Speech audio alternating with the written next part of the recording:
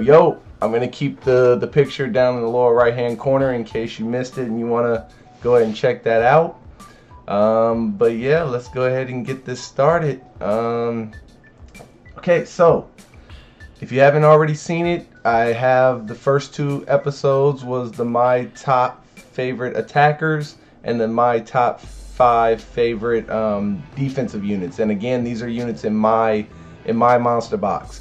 So I will go ahead and put a link in the description for those or in the video so that you can get to them and check them out if you want to see. But without any further ado, let's go ahead and get into my top 5 support units. And again, one more time, disclaimer, this is in my monster box. Top 5 of my monster box, all right? So, number 5 support unit is Orion. As you guys know, I made a video a while ago with the quest for Orion.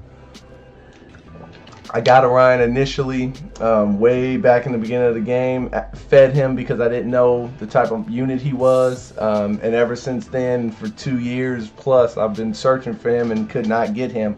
I finally pulled him. Check out the video for that. I'll put a link to that video in the description below.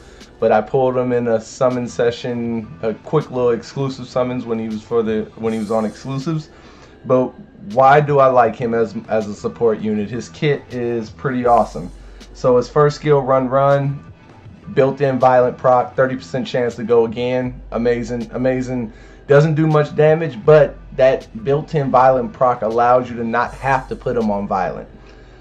Second skill, defense break for 1 turn, attacks all enemies, always lands as a crushing hit regardless of the enemy's attributes. So that's pretty cool right there. A lot of people typically don't use this move much though, because that first skill you want to get off, you want to be able to keep procking with that first skill, because the third skill is what makes him shine.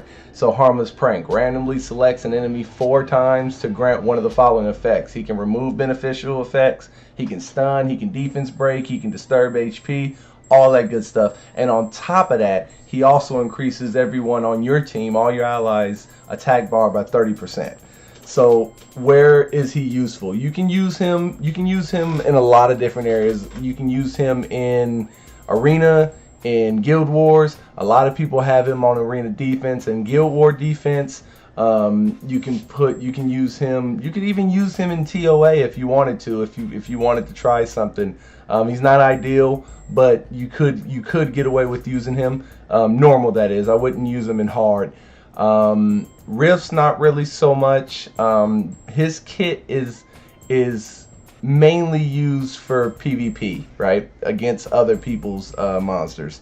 RTA, great unit as well, and he also has a leader skill which is 25% defense everywhere, for all allies, not just water. So that's what makes him great. My current build right now is Swift Endure, so I have speed, defense. This is not what I want to put him on. I would prefer speed, HP. And I don't. Preferably, he needs to have a lot more accuracy. I just wanted to make sure he was pretty fast. Plus 149 isn't the best, but it's not bad. So pretty decent. Okay HP, a lot of defense, but like I said, I want to get him off of that on the next free room removal, because if he gets defense broken, he doesn't have a lot of HP to sustain. So I would prefer HP, or even HP accuracy if I can get some good subs on that accuracy. But yeah, what you want to do is build him either violent or swift. Honestly, those are the best that you're going to be able to do. The offset really doesn't matter too much. If you built him with a lot of HP, you could put Nemesis on him so that he can try to get off more moves. But yeah, violent or swift is the way to go. If you have a lot of sub stats, a lot of sub speed, then violent is definitely the best. But swift is viable as well. So that is my number 5. Number 4, top 5 support units, Hathor. So Hathor was pretty decent, and became really viable when RTA became big. So what's her kit, right? So her first skill, Attacks the enemy and decreases the attack power for 2 turns with a 50% chance. Goes up to 80% with skill ups. So the fact that you can break attack in RTA, or if you use her in Guild Wars or whatever, is huge. It allows you to sustain your party a lot easier when they have that attack break on them. Second skill, attacks one enemy. This attack has a 75% chance to remove all beneficial effects and puts the target to sleep. So just imagine you take her in, you have a monster that has attack buff, will, all that good stuff. You can use this move. It strips all of that off of them and puts them to sleep. So that's an amazing skill. And then it goes up to 100% chance once you skill it up. As you can see, I still need 2 skill ups for her in the second skill, but amazing move. And then the third skill is, of course, where she shines. This delayed promise decreases the attack bar of all enemies by 75% each and puts them to sleep for 2 turns. So essentially, this turns into a 3-turn move, basically, because you're putting them to sleep for 2, but then you're also decreasing their attack bar by 75%, which is dang near 100, right? Only 25% more.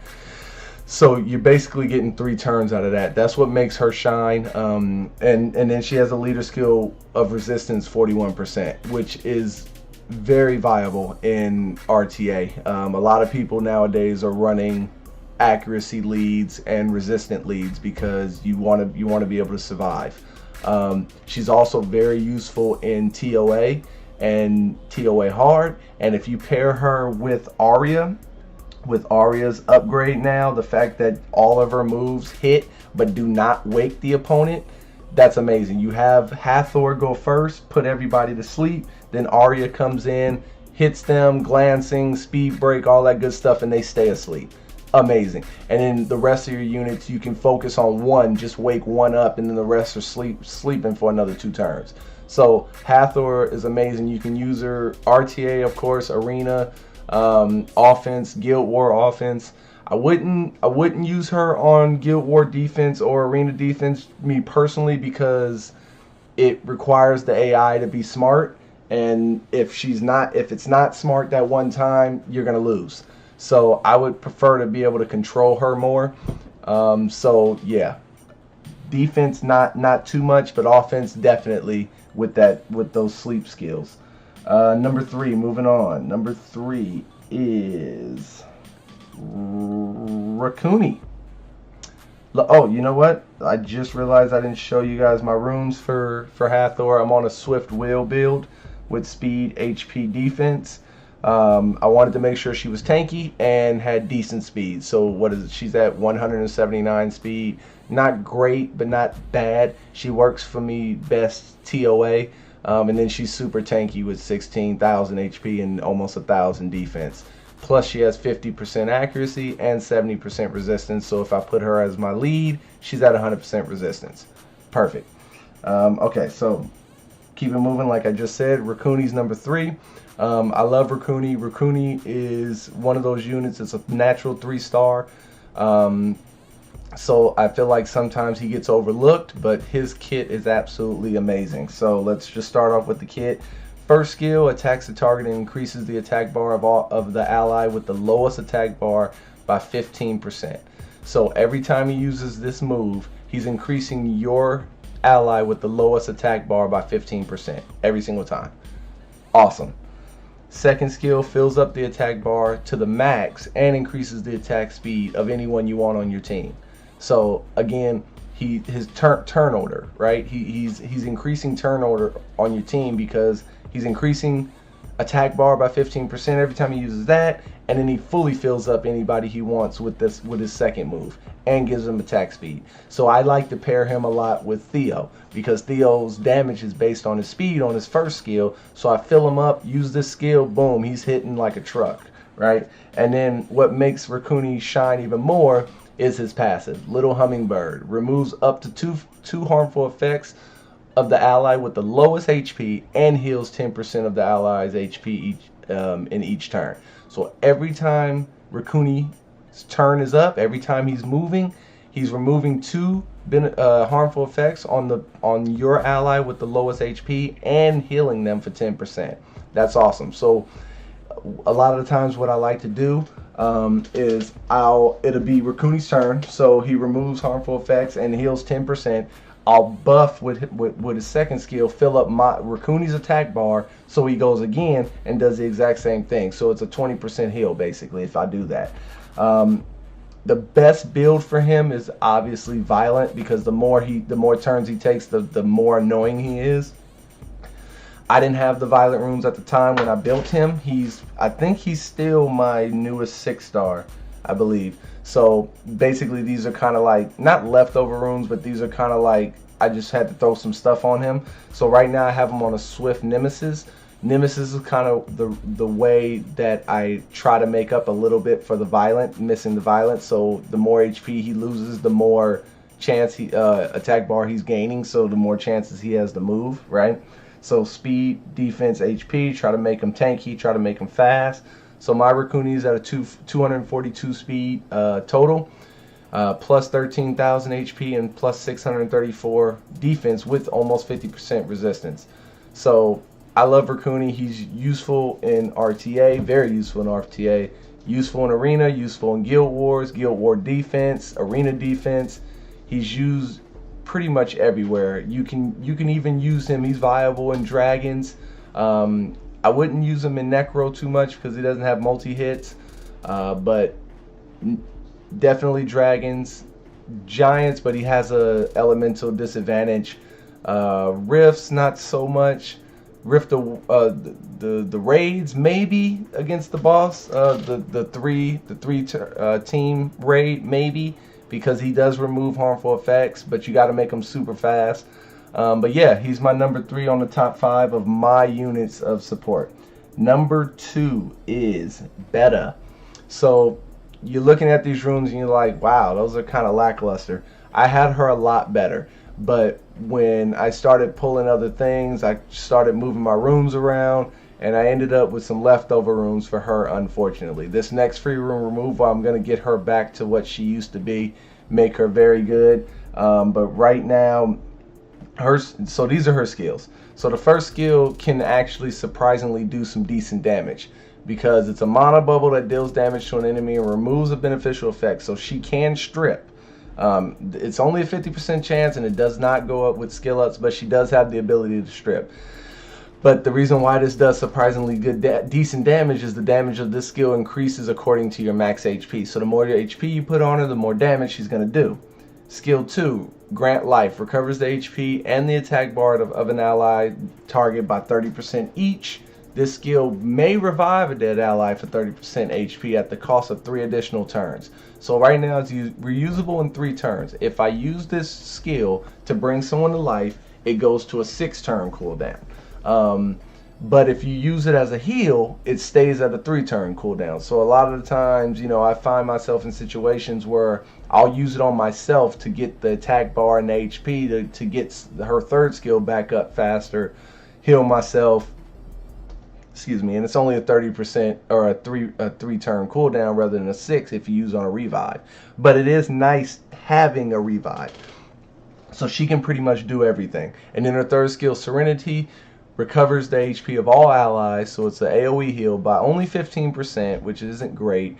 But it also decreases their chance of receiving a critical hit for 2 turns and grants immunity for 2 turns as well. I think it would be super OP if they allowed her to cleanse as well. So that's why I don't think you would see that, but that would make her even more amazing if she was able to cleanse along with being able to grant immunity.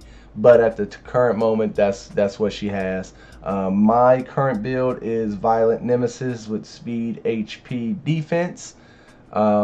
But she's also, you can also put her on Swift, which is what I had her at. I had her at Swift Will. So I want to, the ideal build honestly is probably Violent Will. But that's what I have her at the moment. But yeah, she's a PvP monster, to be honest. You're not going to use her in Giants, Dragons, Necro, none of that. But you're going to use her in Arena. You're going to use her in defense, Guild War defense, Guild War offense, Arena defense, Arena offense, RTA. That's where she's useful. She's PvP. All right, before we get to the number 1 support unit on my team, A quick run through of the honorable mentions. Number 1, Chasun. She can be used anywhere. She's amazing. I have her on Violent Energy, Speed, HP. You can use her everywhere in the game. She's awesome. Her skills, she can buff your attack. She can heal. She can Fallen Blossoms and balance the HP bar. Amazing. Chloe is another honorable mention. Kind of fell out of the meta a little bit for a while, but she's back in it again. I've seen a lot of Chloe's lately, but what makes her awesome is her third skill, Fanatic, invincible for a turn and immunity for 2 turns. You can put her on Violent, you can put her on Swift. I have mine on Swift Shield, Speed, HP. Not the greatest rooms, but yeah, honorable mention number 2. Number 3 honorable mention is Annabelle. I love Annabelle, but there's a lot of other units that I have on my team that I like using more. But the reason why is because Annabelle needs so much to be good, right? She needs a lot of stats to be good. She needs HP, she needs attack, she needs speed, she needs resistance, she needs accuracy, she needs a lot. So it's hard to build her sometimes. But right now I have mine on Violent Focus, Speed, HP, Attack. Kind of a hybrid Annabelle. She can put people to sleep, she can heal and cleanse, and she also does a 3-turn defense break that scales on your at HP. And then the last honorable mention is Konamiya. Konamiya is an amazing monster. If you're new to the game and get him, easy to skill up, 2-star monster, natural 2-star. Amazing kit, can stun in the first skill, fully fill up the attack bar and give attack power buff, and removes and is a cleanser, AoE healer. So amazing monster. You can put him on Swift. Most people have him on Swift, Speed, HP for me, but you can put him on Violent as well. Those are my honorable mentions. So my number 1 support unit on my team is Ariel. I love Ariel. Mine is fully skilled up. Ariel has a chance with his first skill to strip beneficial effects, 75% chance. Second skill recovers an ally recovers one ally 50% of their HP. Amazing heal. And then the third skill got a buff, fills up the attack bar now. So now he's an attack bar booster, 20% plus an AoE HP 30% HP heal, and additionally recovers 15% HP each turn for 3 turns. So everybody on your team gets a AoE heal, gets a AoE attack bar boost, and gets a AoE HP 15% HP heal every turn for 3 turns after that. Amazing monster. Plus HP lead for water units, 50% HP. So I like to use him a lot in Guild Wars as a leader. So he gets 50% more HP, boosts him up, and I use him a lot against Sierras because with that HP lead, he can tank out those bombs, and then I'll bring 2 fire units to take her out. I have mine on double Nemesis Shield, Speed, HP. You can put him on Violent, you can put him on Swift, you can put him on all that good stuff. He's viable. He's mainly a PvP monster. Arena defense, Guild War defense, RTA, things like that where you're fighting other opponents. That's where he shines. In dungeons and whatnot, not so much. He can also be used as a healer in the Rift Beasts, like the water and the wind even though he's elemental disadvantage. He's an amazing healer, so you can use him there as well. So there it is, top 5. Number 5, Orion. Number 4, Hathor. Number 3, Cooney. Number 2, Beta. Number 1, Ariel. Again, I'm going to leave links to the top 5 attackers and top 5 defensive units. This was my top 5 supportive. I appreciate you rocking with me. JD the Gamer, and you guys have a good one.